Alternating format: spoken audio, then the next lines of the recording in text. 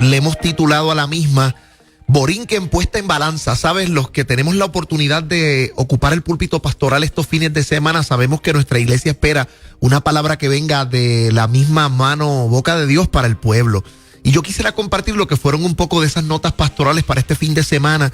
Y si esta palabra es de bendición para ti, quisiera que etiquetaras a tu pastor o que compartieras con alguien más la misma, y está basada en el libro de Daniel. Yo le invitaría a los pastores a que pudiéramos mirar en esta oportunidad, en esta temporada, el libro de Daniel, que tiene tantas claves proféticas para lo que vivimos a Puerto Rico. Y en el capítulo 5 hay una historia sorprendente.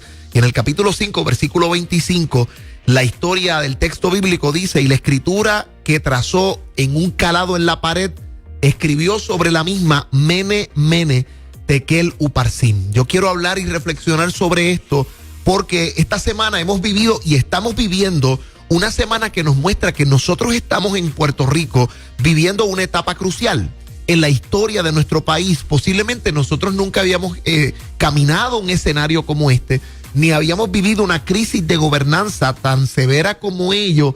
Pero yo no quiero solamente hacer una descripción sociológica de lo que está pasando. Yo quiero ir a la escritura para hallar revelación y fe para nosotros vivir esta circunstancia como pastores y como iglesia.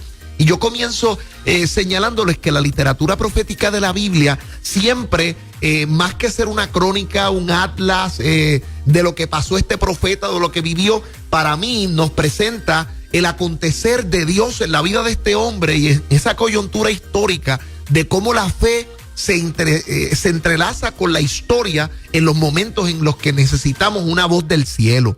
Y los profetas eran hombres de Dios que tenían una gran carga, Fernán y Lourdes. O sea, ser profeta era ser un vocero de Dios en un momento muy difícil, porque el vocero de Dios, el hombre o la mujer de Dios llamado al ministerio profético o de la profecía, tenía que irle a hablar a un rey malvado, tenía que irle a hablar a veces a un rey prepotente, tenía que hablarle a hombres que estaban en rebeldía completa contra los estatutos divinos.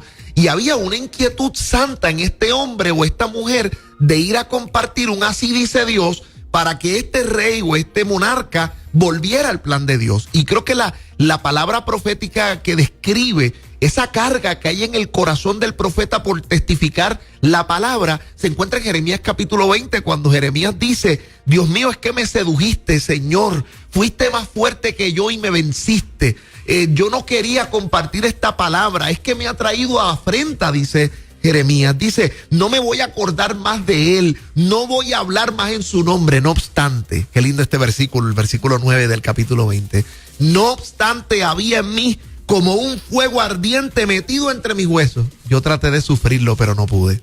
Así que Dios ubica sus voceros precisamente en el momento donde hay crisis. Así que Daniel tiene una oportunidad de aconsejar no solamente a uno.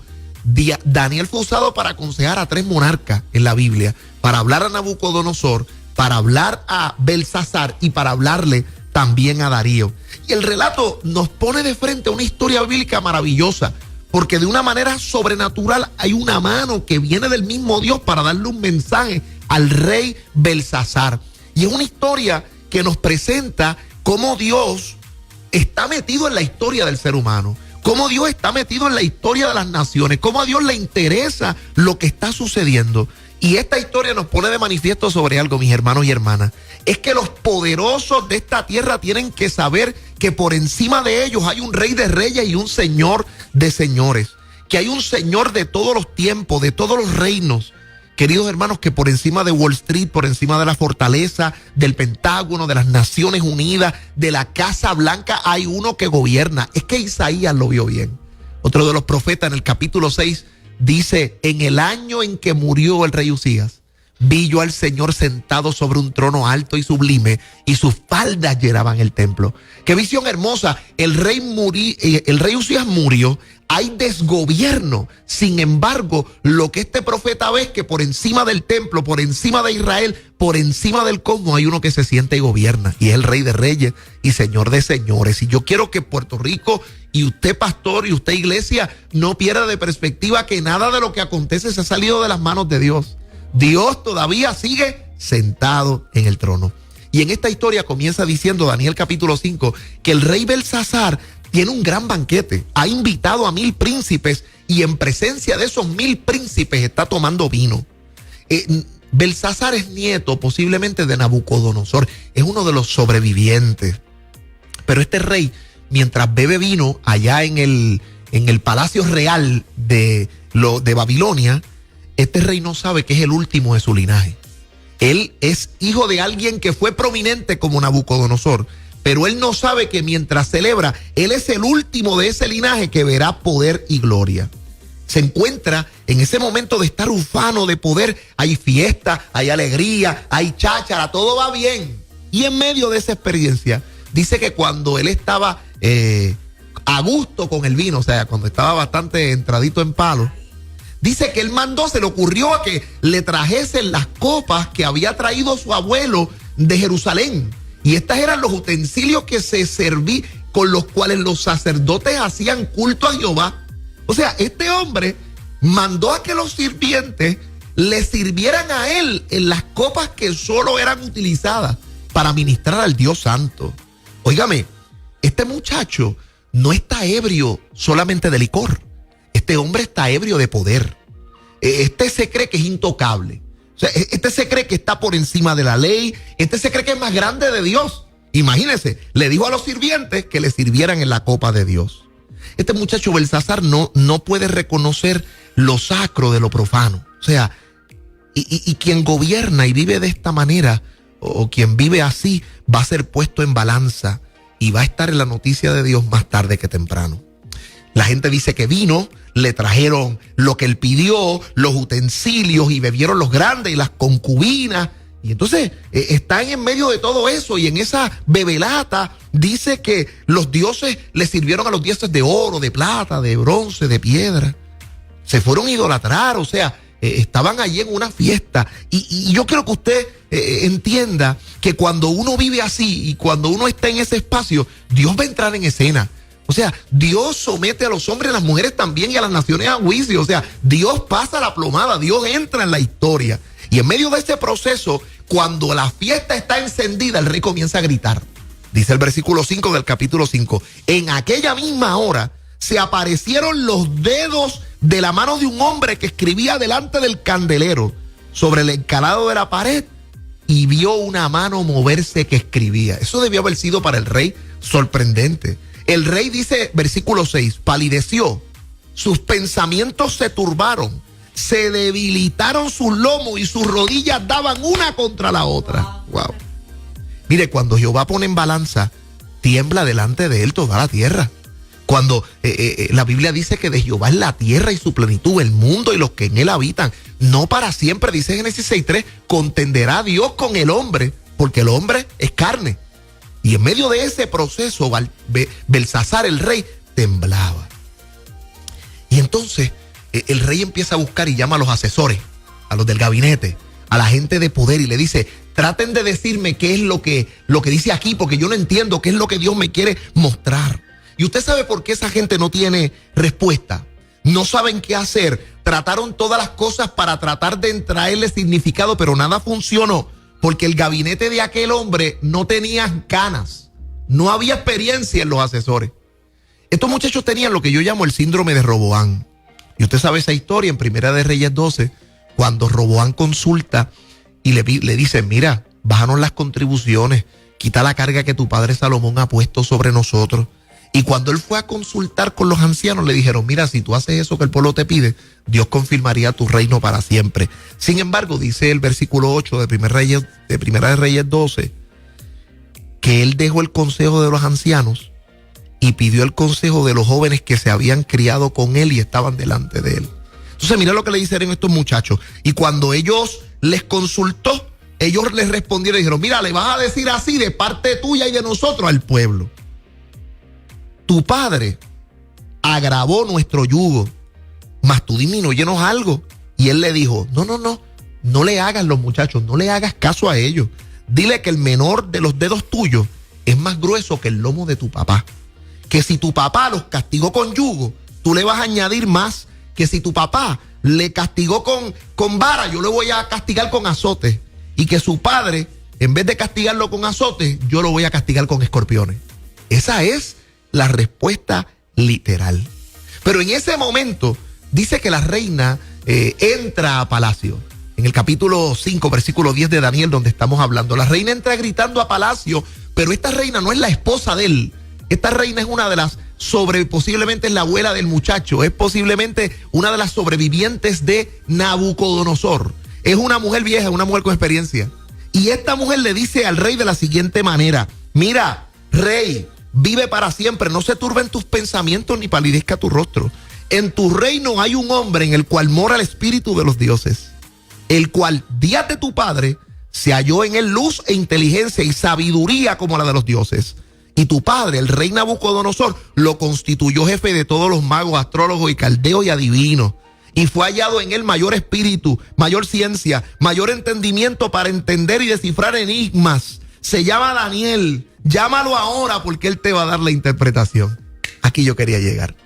Esta oportunidad, que hay una crisis, lo que va a hacer es abrir una puerta para que se levante la voz profética de la iglesia.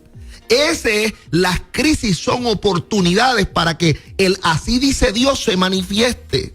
Y yo quiero que usted esté entendiendo esto, porque esta es la tormenta perfecta para que nosotros como pastores, como iglesia, podamos pastorear a nuestra gente hablándolos de la voz de Dios sobre nosotros. Esa voz certera de los cielos. No es la voz de Dios me dijo y no sé si me dijo. No, la voz del Dios que dice y habla. El espíritu de la profecía. La revelación de Dios para el pueblo. Entonces, yo quiero que usted, de alguna manera, aunque usted esté escuchando hoy, viendo los medios, por favor, no se deje intoxicar o saturar por ellos. Hay que tener espacio para compartir con Dios y decirle: Señor, ilumíname, que yo hable la palabra correcta, que donde haya oportunidad de ser un pacificador, de dar mi consejo o involucrarme en algo, sea tu propia voluntad. Y mientras hablaban de destrucción, hay un hombre que tiene un depósito y tiene que llegar al rey porque tiene que darle una palabra. Y yo quiero que en ese momento tú te imagines a Daniel, que ya tiene 80 años. Lo llaman a palacio donde toda la gente ha fallado. Y ahora el rey comienza esperando que el rey le diga, Daniel le diga qué es lo que dice, lo que está escrito en la pared.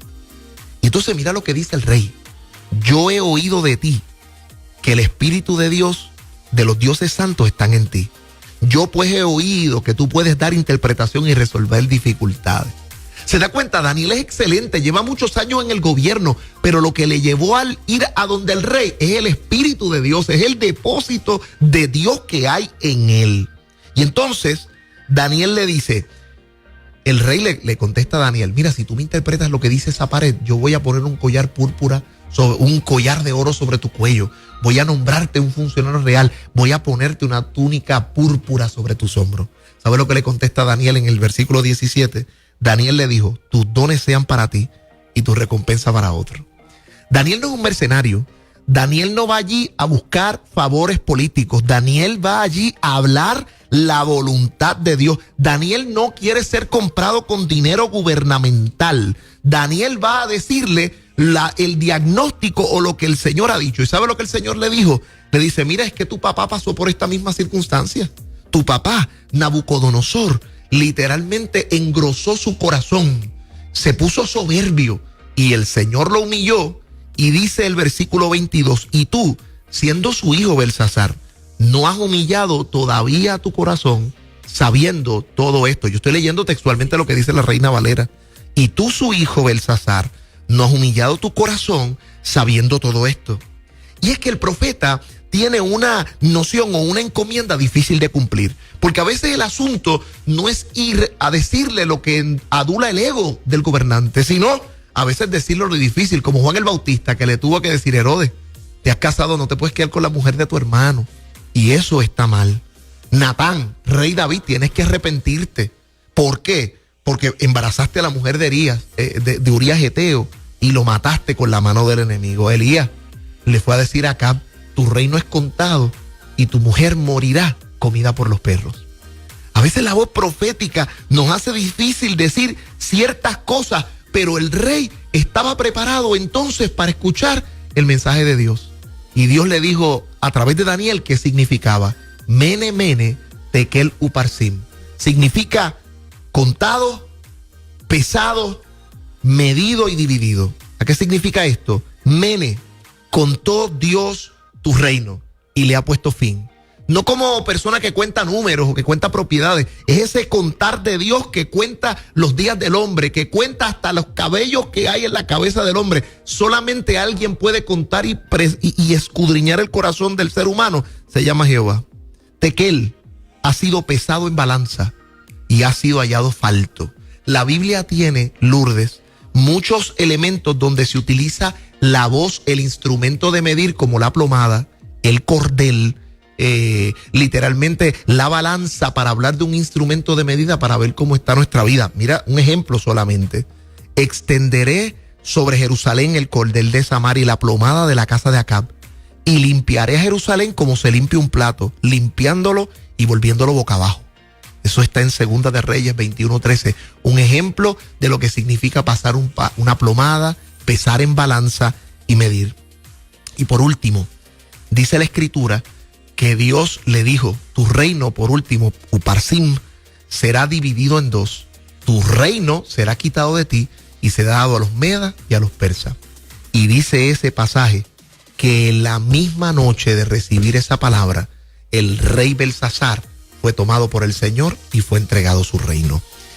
Yo necesito que usted se lleve de esta palabra que Borinquen está siendo puesta en balanza. El Señor está pesando, está midiendo nuestra isla, nuestro gobierno, y no se crea que esto es solamente para Fortaleza, que esto es solamente para un partido político. Nosotros también estamos siendo medidos y pesados en balanza, y nos toca a nosotros como hombres y mujeres de Dios discernir en esta coyuntura política cuál es el plan de Dios para nuestra vida, cuál es la voluntad de Dios para nosotros como pueblo, porque Dios tiene algo que decir. Y yo me sospecho que esta es una gran oportunidad, porque Dios tiene algo mejor de lo que hemos vivido. El Dios que nosotros le servimos es un Dios de esperanza, y Él tiene grandes bendiciones para su pueblo. Llévese esta palabra y que el Señor le bendiga, y usted pueda bendecir a otros con esa experiencia que, si el Señor nos pasa por balanza, nos hará siempre mejores instrumentos. Dios les bendice.